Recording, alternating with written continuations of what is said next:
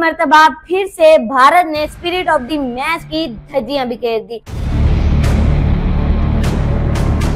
मोहसिन नकवी साहब जो कि एसीसी के प्रेसिडेंट और पीसीबी के चेयरमैन हैं, उनसे मैच जीतने के बाद जो है ट्रॉफी लेने से इनकार कर दिया।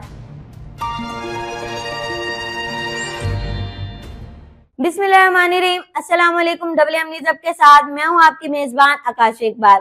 नाज़रीन, एक मर्तबा फिर से भारत ने स्पिरिट ऑफ द मैच की धज्जियां बिखेर दी। मोहसिन नकवी साहब जो कि एसीसी के प्रेसिडेंट और पीसीबी के चेयरमैन हैं, उनसे मैच जीतने के बाद जो है ट्रॉफी लेने से इनकार कर दिया। मतलब के हाथ न मिलाने से, उसके बाद जो है खेल में सियासत को लाने से, आर्म फोर्सेस को डेडिकेट करने से, दो रिप्रेजेंटेटर और उसके बाद ट्रॉफी ना लेने से आपको क्या लगता है कि 10 मई को जो आपकी जिल्लत और रुसवाई पूरी दुनिया में हुई वो क्या कम हो जाएगी, जो कि अभी भी हो रही है और आगे आपको इसका और मजीद सामना करना पड़ेगा। तो क्या आपको लगता है इस तरह की गंदी, घटिया और गलीज हरकतें करने से आपकी जिल्लत और रुसवाई दुनिया में कम हो जाएगी? ऊपर से सोने पर सुहागा इनके जो वजीर आजम साहब है नरेंद्र मोदी साहब, मतलब कि आपकी अकल क्या घुटनों में है? यहाँ पे मैं गलत हूँ क्योंकि उनके पास दिमाग ही नहीं है, तो अकल कहाँ से होगी? इस इंसान ने, मुझे बड़ी मजबूरी के साथ इनको इंसान कहना पड़ा है, मतलब कि वो इंसान कहलाने के काबिल है नहीं। इस शख्स ने ठेका ले लिया कि भारत को पूरी दुनिया में जिल्लत और रुसवा करके छोड़ना है। मतलब कि इनको कोई बताए कि जंग का मैदान अलग होता है और खेल का मैदान अलग होता है, जिसमें कि आप जंग के मैदान में हार जाते हैं, नो डाउट कि आप खेल के मैदान में जीतते हैं, लेकिन जंग के मैदान में आपके राफेल गिर जाते हैं, S-400 तबाह हो जाता है, आप पूरी दुनिया में जलीलो और रुसवा होते हैं।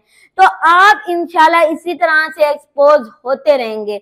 और साथ ही साथ यहाँ पर मैं बल्कि थैंक यू भी जो है वो करना चाहूंगी मोदी सरकार को, कि जहां हमने अपनी टीम की परफॉर्मेंस को डिस्कस करना था, उनकी तस्दीक करनी थी, उनके फ्लॉज डिस्कस करने थे, उनकी परफॉर्मेंस के बारे में जो है वो डिस्कशन करनी थी, उसकी बजाय आपकी बेवकूफियों, आपकी गंदी, गिरी और बेवकूफाना हरकतों की वजह से हम पूरी दुनिया में आपको जो है वो इस वक्त एक्सपोज कर रहे हैं, आपका असल चेहरा दुनिया को दिखा रहे हैं और इसी तरह से आप एक्सपोज होते रहेंगे, जलील और रिसवा होते रहेंगे। वेल डन मोहसिन नकवी साहब, वेल डन मोहसिन नकवी साहब। ऐसा ही स्टांस होना चाहिए था। पूरी कौम आपके साथ खड़ी है, आपके पीछे खड़ी है। इनको लगा कि हर वक्त हम जो मर्जी करते रहें, जो है वो पाकिस्तान खामोश रहेगा, कुछ नहीं कहेगा, लेकिन अब जो है वो अपोलोजेटिक स्ट्रेटेजी नहीं अपनाई जाएगी। आपने कहा हम नहीं आएंगे, पाकिस्तान आकर नहीं खेलेंगे, हमने कहा आप बाहर में जाए ना आए, हम भी नहीं आएंगे, इतने अरसे के लिए नहीं आएंगे, और फिर हमने इसको लिखवाया भी।